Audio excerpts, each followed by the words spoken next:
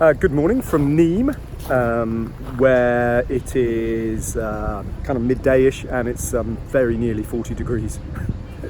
I know it's hot back home in lots of parts of the country, but it's exceptionally hot today on the tour. Behind me you can see the massive NBC American truck, which completely dwarfs our little camion. All the trucks of the Tour de France laid out behind me for the 16th time of asking. And we're close to the end of the tour now, except we're not really, because we haven't got a clue who's going to win the race. And this is the wonderful thing about this edition. You can make a perfectly cogent, reasoned argument for 6 different riders, all of whom are incredibly different in their characteristics.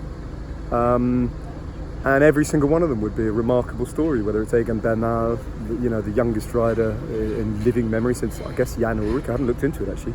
Won in 1998. Thomas's defence would be extremely dramatic and an act of extreme resilience if he's able to pull that off, and it's not impossible. Julian Alaphilippe, of course, victory for him would be just the biggest story that the Tour's had in a generation or two. And it wouldn't be far off that if Thibaut Pinot, who is the favourite, manages to ride, to take time on all his rivals in the climbs to come. Don't underestimate Steven Kruijswijk or Emmanuel Buchmann, who is really on a journey into the unknown now. And he's the outsider for a reason, I think, and that's that he doesn't win. He's only 26 and he's never really won a significant enough number of races, stage races, or he's never won a stage race or individual races to actually possibly have the kind of self-confidence that it's going to take to get himself onto the top stepping podium in Paris.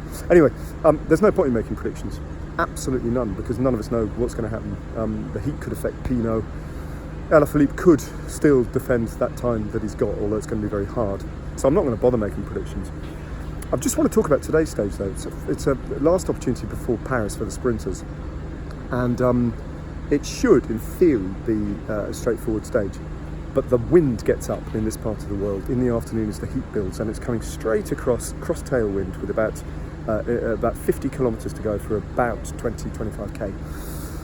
If there is crosswind action, and I wouldn't normally say this, and if someone were to lose out today because of that, I think it would be a deep shame to see any of these 6 riders get the wrong side of a split in the crosswinds today. I want to see them get to the Alps with their time gaps, or the lack of time gaps, intact, and do battle in the big climbs to come, because this wonderful tour, deserves the finale that we're all anticipating.